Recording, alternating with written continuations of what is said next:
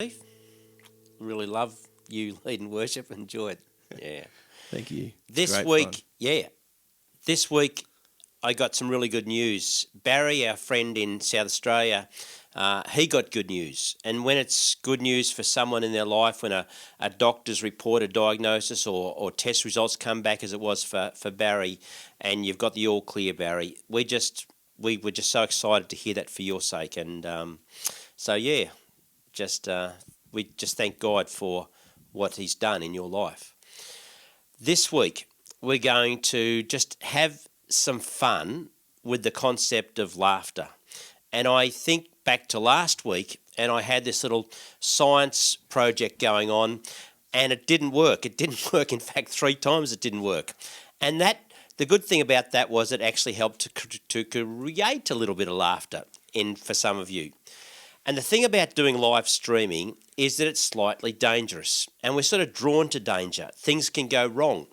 And when things go wrong as far as our live streaming and images dropping out, that's really stressful for our team, and we're working really hard on that. We've got some new technology today, so I hope that fixes the problem.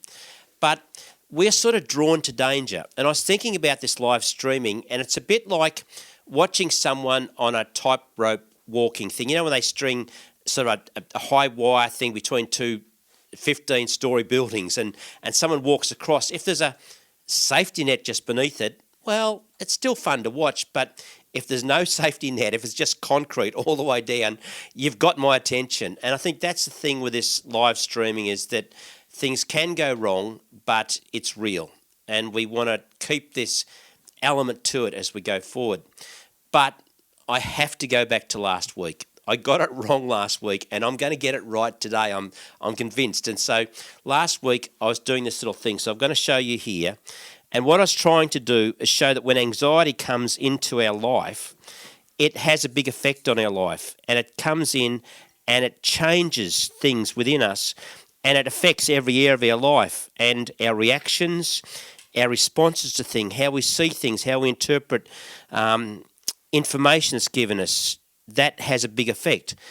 But we were looking at how that love, perfect, completed love, Christian love for each other, has this capacity to actually push out, to drive out, and get rid of anxiety. But the thing about this love that we have for each other, it can look so ordinary because it comes through just ordinary human beings. But here's my big moment. When God's love through us comes into our lives, it changes and can drive out and didn't that work beautifully? Yes. Small little applause, just a little bit of a yes. Thank you. So that's what was meant to happen last week. It finally got there this week. So thank you for giving me my moment to redeem myself, sort of. But laughter and joy and fun is part of life. It's part of a healthy family. It's part of a healthy church.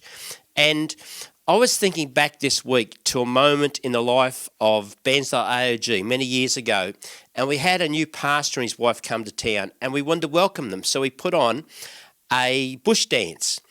And I thought I'd contribute to the bush dance, the supper that was happening, by making some lamingtons. But I wanted to make them slightly different. Instead of making them out of cake, I made them out of foam rubber. And I cut them up and made them just look identical to how you'd make a normal lamington. And I dipped them in the chocolate icing stuff and sprinkled and rolled them in all the coconut. And I took this plate of foam rubber lamingtons and put them on the table there. I didn't say anything to anyone. And I was hoping that the new pastor and his wife would sort of munch into these things and discover that they weren't normal. But I didn't know they didn't like lamingtons. But there was an old bloke in the church that loved lamingtons. And I watched him, and he went and got one, and he carried it back to his seat, and he sat down, and he sort of bit into it, and it's going like this, and he turned to the person next to him and said, My false teeth aren't working, you know. And he grabbed it, and he didn't think anyone was watching, and he just gently put it down under his seat and sort of threw it on the floor behind him, right? But we did that to because laughter and fun and joy, it's part of life, and And we wanted to make that part of that night for our new pastor and his wife. If you look at the big concepts of the Bible, you'll find many of them are actually established in the very opening chapters of Genesis. In that first book in the Bible, God unveils big things like marriage, the concept of marriage, of sort of the consequences of sin, even this sort of amazing covenant that he established with Abraham is in there, the rulership over the earth that God gave to us. And so all these big concepts are there, but tucked in amongst all these big concepts is God's little surprise thing that would be really easy to overlook. And I'm going to spend the rest of the day looking at that. And it is described as a gift that comes from God, and it's laughter. And it's not just a response to something funny. We can laugh when something's funny, but this is a gift that God gives us. And it has amazing benefits. Now, last week, if you watched Kip Damper do his little trivial contest, it was funny. If you didn't watch it, go back and watch it or rewatch it. But this is what laughter will do. And Kip, thank you for helping us laugh, because this is what, Kip, you did for us last week. And this is what laughter does. It reduces your blood pressure. It reduces anxiety or negative emotions. It boosts your immune system. It is a natural antidepressant. It helps you breathe better, helps your respiratory rate work better, helps you oxygenate your body. In fact, it even helps your cardiovascular system. It even reduces the chance of a heart attack. It calms stress hormones, it burns calories, and it even increases the production of HDL, which is the good cholesterol. But you knew that, didn't you? Like, if you've read Proverbs 17:22, you would know that. Like, because 3,000 years ago, Solomon told us, and he wrote these words, and he said, "A cheerful heart is good medicine, but a crushed spirit dries up the bones." And isn't that true? I had a friend in Sydney who we bred koi fish together for many years. And it was summertime. I was going over to his place to help him sort out some little fish down the back of his place. And fish ponds are very noisy. There's air bubbling away, there's water flowing. And I didn't realise as I walked up this Saturday afternoon, when I got to him, I'm about just half a metre behind him. And I suddenly realised, because he's got his back turned to me, he hasn't heard me. And I'm standing with almost touching distance of him, and he doesn't know I'm there. And I was caught, well, what do I do? If I say, "Hi, Terry," it's going to give him a fright. But what do I do? And I'm trying to work out, if I just stand there, he'll just somehow naturally work out I'm there and it'll be okay. And then I saw his legs under his shorts. And he had these little fine hairs on his legs. And this one hair was just too tempting for me. And I reached forward quietly and I just grabbed this one hair and I plucked it out of his leg. And I'm telling you, if you don't think white men can't jump, that day, Terry I think I reduced my blood pressure more than I reduced his blood pressure that day. And this concept of laughter, of fun, of joy, we sort of really bump into it in Genesis chapter 21. And in there, Sarah, who's Abraham's wife, she gets this revelation about laughter, and it's recorded in there for our benefit. She experienced it, but it's recorded so that we could get to know how God values laughter. And this is what it says. This is what she's saying. God has brought me laughter. It's his gift. He is the source of her laughter. But to understand the significance of that statement, God has brought me laughter, we've got to go to the backstory to understand why that was so significant. Because Sarah and her husband have sold up everything they have. They've felt God calling them to go to this promised land. They've left their friends, they've left their family, they've left all their dreams behind, and they've followed God off into the deep, wide blue yonder, right? And at that stage, Abraham's 75 and Sarah's 65. And God's promised that he's going to build this nation from them, that they're going to have children. But the years go by and nothing. No children.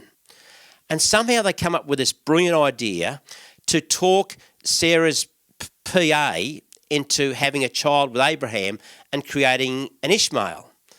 And it seemed like a good idea at the time, but it didn't go well. And it still hasn't gone well historically for our world. The tension between the Jews and the Arabs can be traced right back to this one brilliant idea they had to try and create what God had promised, but they did it their way, and they created an Ishmael. And at the time of God coming back and speaking to Abraham about this promise he'd given them 24 years earlier, he says to them, Abraham, don't forget, I'm still going to give you a son. In fact, in a year's time, you're going to have a son. Sarah is going to give birth to a son. And he just laughed. He just laughed. But he didn't laugh from joy. He laughed because he's skeptical. He laughed because he didn't believe God. And then another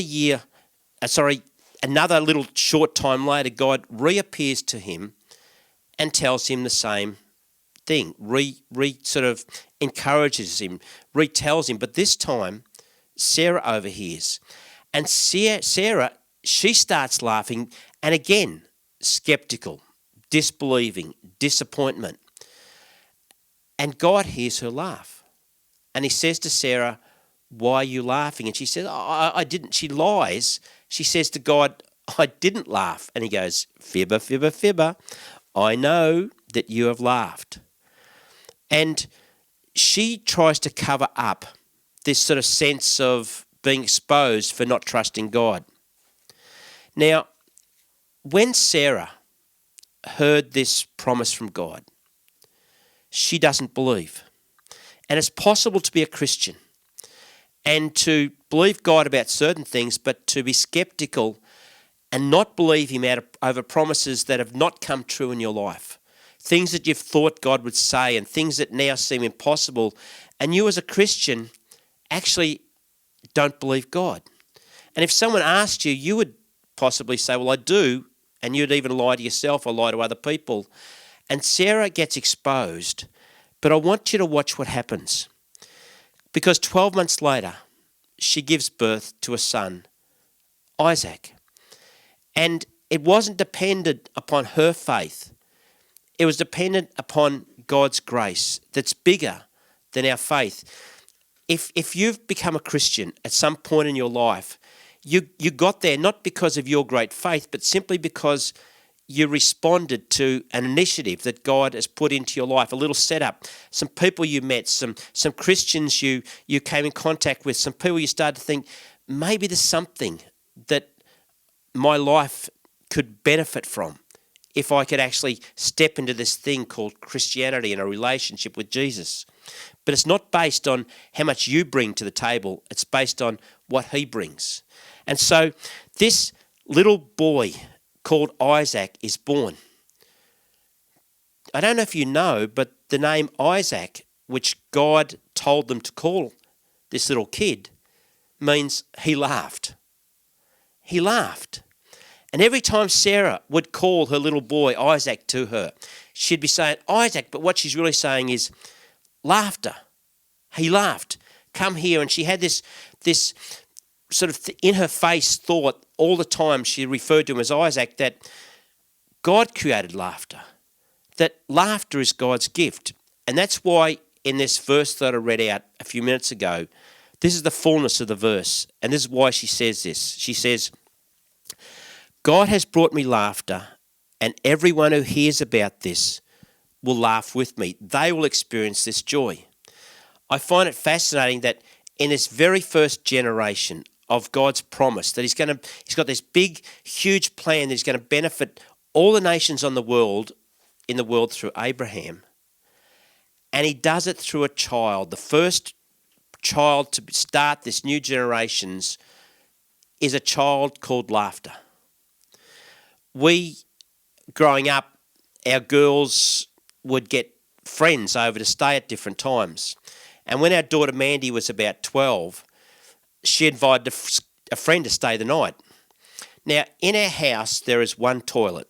It's at the end of a little passageway, and there's just a laundry, and there's a toilet, and sort of separating the toilet to the rest of the laundry is just a sort of like a fuzzy little glass wall. Well, I forgot that Mandy had a friend staying for the night. And it's a long time since I've worn pyjamas, if you understand what I mean, right? And about 1 o'clock in the morning, I crawl out of bed, my fuzzy half sleep, and I go down through the passage, and there's no light on in the laundry, this little passage light on. And I go into the laundry, I go around this little glass partition, and there, sitting on the toilet, is Mandy's friend. And I'm standing in front of her, starkers. And I looked at her and I said, hello. And she says hello to me back. And I just walked out of there and went back to bed, feeling like an idiot. Well, the next day when she got home, she told her mum. And she said, Mum, he's so hairy, right? And it's just one of those family stories that has never been forgotten, if you could understand why. And there's another thing that I just want to share, which some of you would possibly know, because I spoke about this at Redgum one morning. But when Coral and I were first married, about a year into our marriage, I'm lying in bed with her one night, and I had this, what I thought was a really great idea to share with her. And I thought I could reassure her that if she died, I would be okay, because I would marry Kerry. Kerry had been an ex-girlfriend and she wasn't going with anyone at the time. And so I've come up with a great solution that if Coral dies, which I'm telling her, like, if you die, it's okay, I'll marry. Well, that wasn't our best moment in our first year of marriage. The reaction that I got, I was not expecting.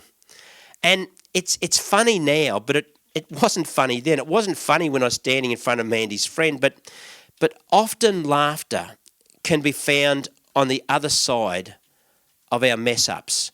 And it's actually a gift in those moments. It's a healthy place to be able to laugh at ourselves, at the things we do wrong. But not everyone finds that easy, depending upon our personality and our life experiences. Growing up, I thought my dad, there were two things that he didn't have. He didn't have a taste bud in his head, and he didn't have a sense of humour. In fact, I thought Dad had no sense of taste, because no matter what Mum cooked, he told her it was beautiful. It was lovely. I can remember sitting down eating burnt custard one night. It was really burnt. It tasted burnt. And Dad just looked up and says, oh, Beth, I'd love this custard. It's got this lovely caramel flavour to it, right? But I also found that Dad didn't have a sense of humour when I was little. Like, he was serious, he was task-focused. Because when he grew up, his dad was an outback stockman and only came home to Brisbane every 2 years to be with the family over Christmas. And the rest of the time, Dad had to be the little man of the family, take on responsibility. And Dad didn't really grow up with a childhood as you and I may know it. But see, the work of the Holy Spirit in Dad's life changed him.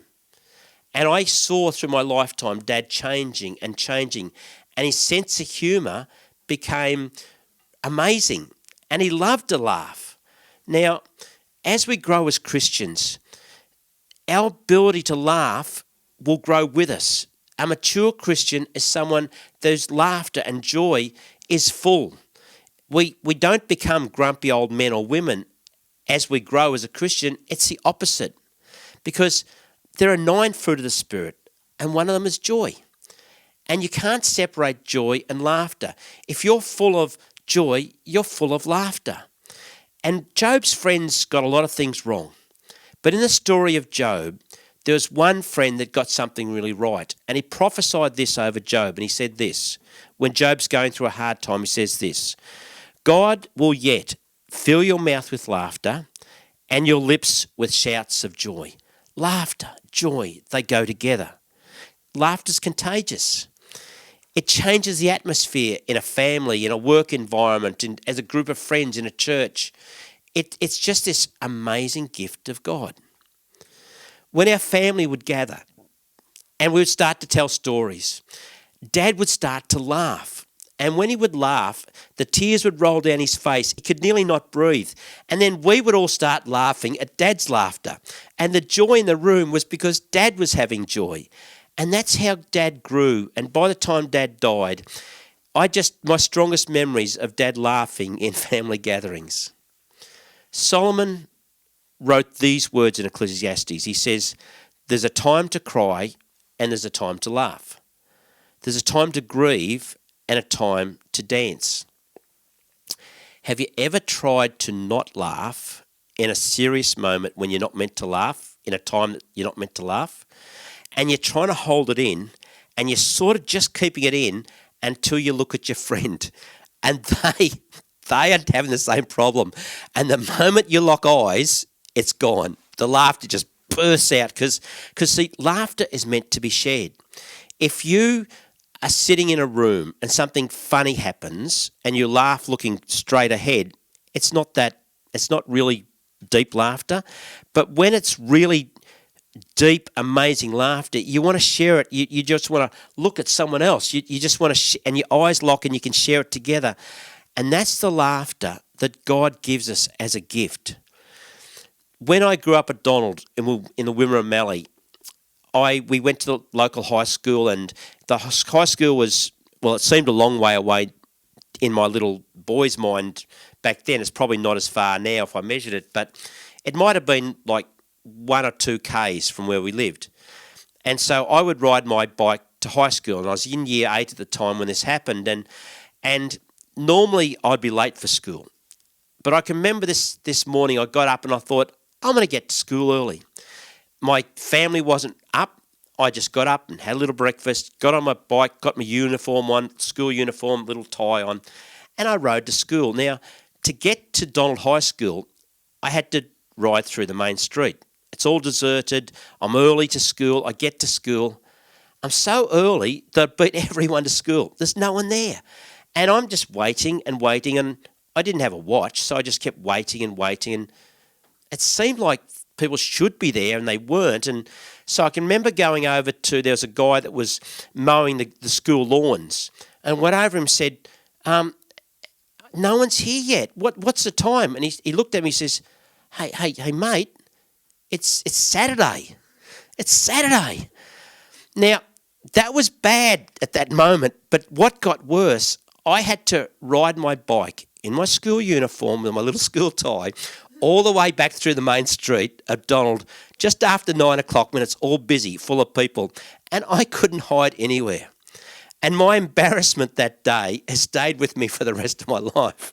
So I'm glad you can enjoy a little moment of laughter at my expense. But laughter is this gift from God. And if we can unwrap it and appreciate it and value it and use it, it has this amazing benefit in our lives. Because life is filled with moments when things go wrong. But if on the other side of those moments we can discover this gift of laughter, it can really be good medicine. Now this morning I've invited Coral to come, and I just want to share something that happened this Wednesday. So come over here, Coral, grab a little mic. Yep. Coral loves these things because she doesn't exactly know what I'm going to say. But come here. This is just an ordinary moment, but I just want to share it with you. On Wednesday night, we had our Zoom Connect meeting, right? And then after that, we watched a bit of TV. And while we're getting ready for bed, Coral was fiddling around. She takes a lot longer to get ready for bed than I do. And so she gets a little cup of tea and she's going off. She turns the electric blanket on. She does all those things. And so I finished watching TV and Coral's still fiddling a little bit, but I just went into the bedroom, jumped into the bed. It was not on. The bed was stone cold. And I don't like cold beds. And I started squawking and whining and whinging. It's cold, it's so cold, it's so cold. And what did you do? You just started laughing. You did. lots of laughing.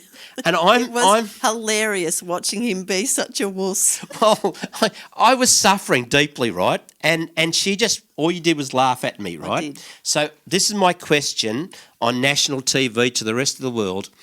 Why did you laugh? Well, I just thought the situation was extremely hilarious. Yeah, but see, Coral, you have been through 2 pregnancies. You've given birth to very drawn-out, difficult labours. You, of all people, should understand what a man is going through in that moment of sheer... It's terrible to hop into a cold bed, and you just laughed at me. I did, and I enjoyed it. But what was the benefit of your laughter upon me? Well, in the end, you couldn't help but start laughing with me Yes. because you saw how funny you were. Well, I wasn't funny. Like, it was serious. Like, that was a big deal, right? But, yes, so laughter does help if we can do it in the right way. And you're meant to be kind and gracious, but it helped to put some reality back into me, didn't it? It did. Yep. So thank you, Coral. How would you like to disappear? You've done your bit. And we're going to put it Bye. back to Steve. Thank you.